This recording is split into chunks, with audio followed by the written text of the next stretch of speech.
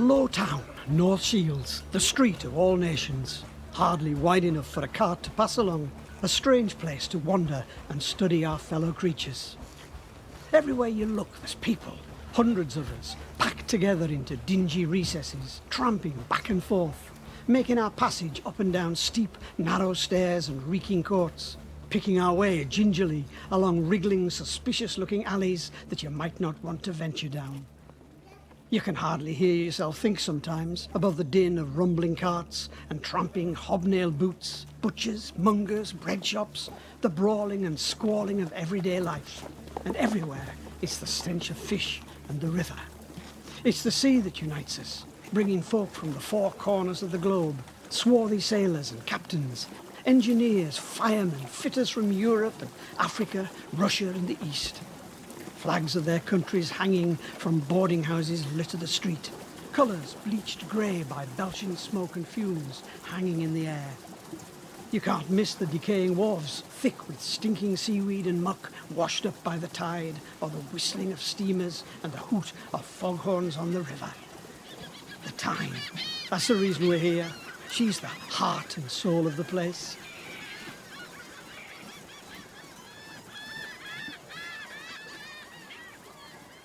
I don't have a name as such.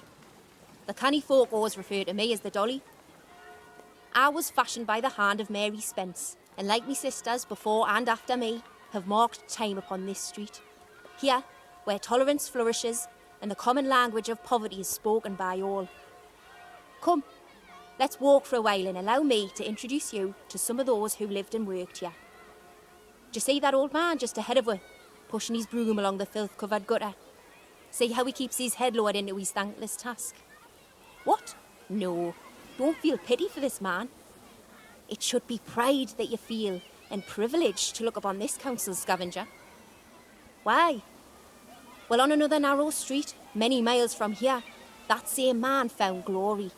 His courage that day earned him a Victoria Cross. His name? They call him Edward Jennings.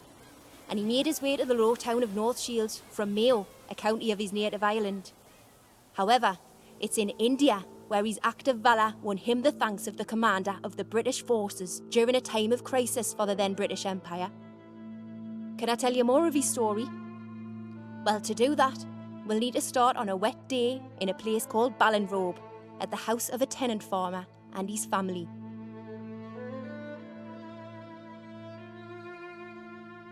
Ballinrobe, County Mayo, 1836. In the years following the Napoleonic Wars, there was a move by landlords to clear their land for grazing, to avail themselves of the high price for cattle. One way of achieving this was to hike up rents to a point where the tenant could no longer afford to pay. Jennings, you know why we're here now. Open the door. Sheenan, read the notice and let's get on with it.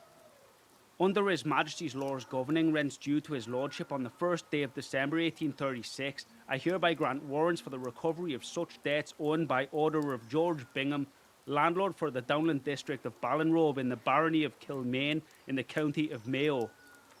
My family have worked this land for 4 generations and made due payments over that time. Is that not worth anything to Lord Lucan back in London? It's this year's rents I'm interested in, not payments from yesteryear. How are we to pay a rent that's doubled over the last year? The land's worked out and barely yields enough to sustain my family, never mind producing an income. That's not my problem, Jennings. If you can't meet the rent due, then you've no legal right to stay on the land. You come here with your crowbar brigade and battering ram to turn us out of our home?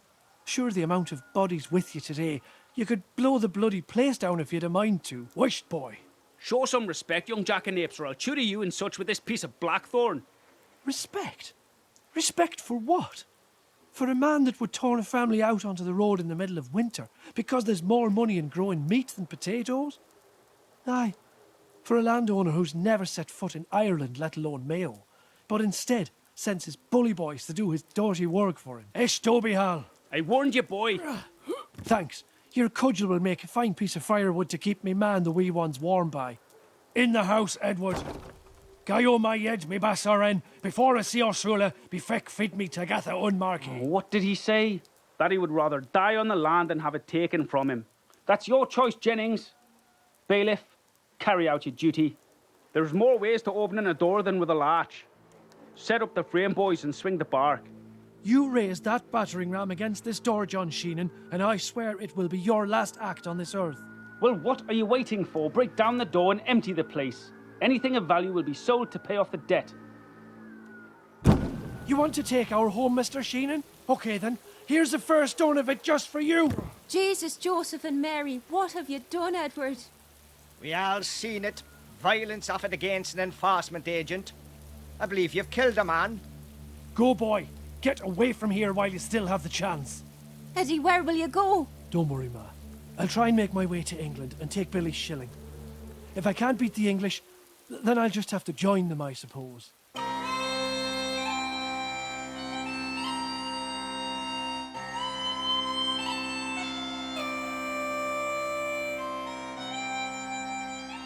Well, Edward did eventually make his way to England and join the ranks as a rough rider in the Bengal artillery. We take up a story 20 years on. He's now a seasoned veteran for the East India Company and fighting for that organisation to quell an uprising that would become known as the Indian Mutiny.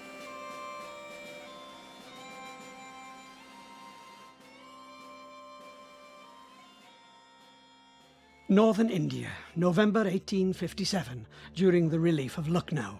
3 mounted soldiers are slowly making their way along a road, following a break in the fighting.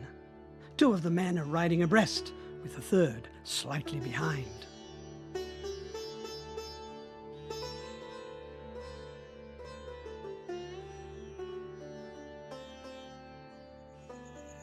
Have you anything to eat, Eddie? Danny, I swear you're the hungriest man I know. Eddie, that hot breakfast of powder and balls served by the sepoys first thing this morning didn't exactly fill me, thank God. By the time that skirmish was over, it was near dinner time. Here's a little bread from yesterday's ration. How long we been soldiering together, Eddie? Since the Afghan Aharkal in 39. We took a hiding there, so we did. The lion's claws were well and truly drawn at the end of that one. Mind, we put paid to the Sikhs nonsense in the Punjab in 45 and 48 when they chanced their arm. Them lads really knew how to scrap. They put up a hell of a fight at Mudki and Sabron. It could have went either way, Eddie. We stopped that revolution for the company, all right. And while we were doing it, the old ones back home were laying on the roadside, wrapped in ragged blankets with their lips dribbling green from the grass they ate to hold off the hunger. You know what you and I are, don't you, Danny? What's that then, Eddie? A bloody battering ram for the British Empire, boy, that's what.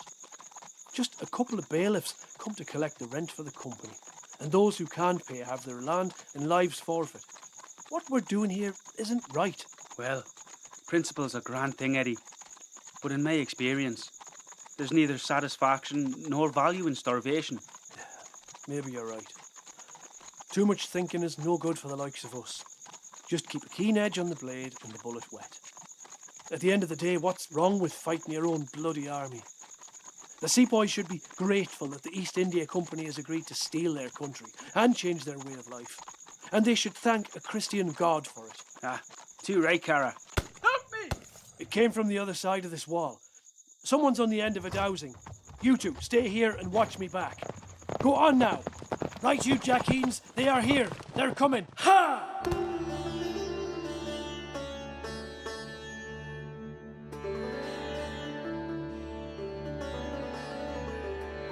Jennings found himself in a narrow street.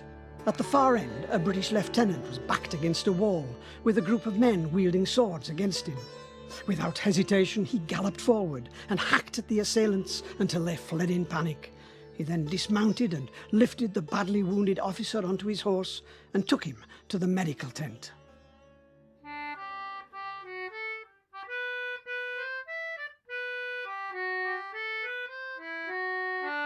At the end of that campaign, Edward leaves the army and returns to Ireland, but things haven't improved much in his absence. So he takes himself and his grown family to England, eventually ending up here in North Shields. We rejoin his story in 1881.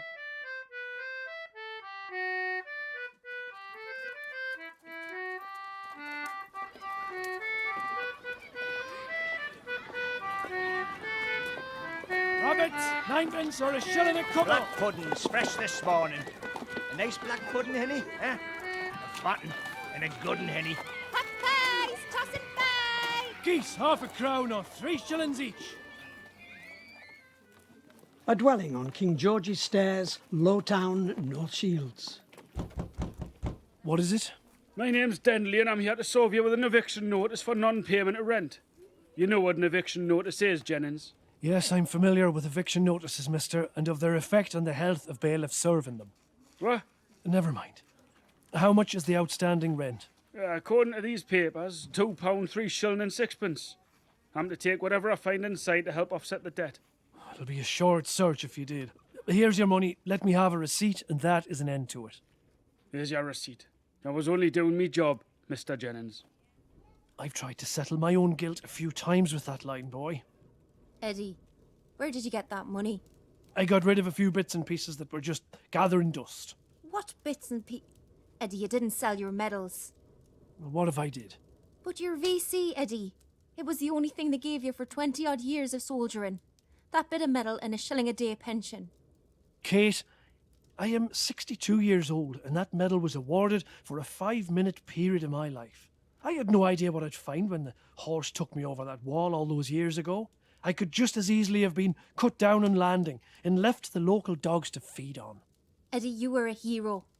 Why, Sir Colin Campbell himself told you that but for your lack of reading and writing, he would have made you an officer for saving that young man's life.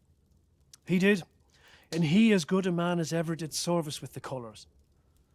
If it was up to me, sure, every pub in Shields would be named after him for what he taught me with those words.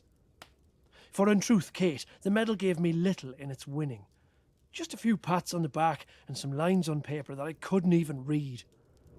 You don't need medals if you have education, for that's what can make a difference to your life and is the one thing they can't take away from you.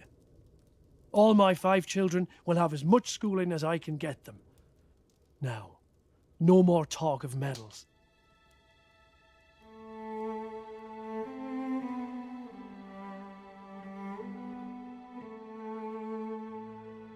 Edward Jennings, the hero of Lucknow and the scavenger of Lowtown, died aged 69 on the 10th of May, 1889. As a pauper, he was buried in an unmarked grave in Preston Cemetery, North Shields. In 1997, Edward's great-granddaughter Kathleen Loff and her 2 brothers decided to ask North Tyneside Council for help to place a suitable marker at his final resting place. Very quickly, a public appeal raised £2,000 and a headstone was placed on his grave on the 10th of September 1997. His medals are now held by the Royal Artillery Museum, Woolwich. All of Edward's 5 children received a school education. About 4 years ago, I was digging the land with me brogues on me feet and me spade in me hand. Says I to myself, what a pity to see such a fine strapping lad footing turf in Tralee, with me touring and with me touring and with me touring and you running ya. Well, I buttered me brogues and shook hands with me spade, and away down the road like a dashing young blade, when up comes a sergeant and he asks me to list. At a sergeant a grab put the bob in me fist, with me touring and with me touring and with me touring and you run.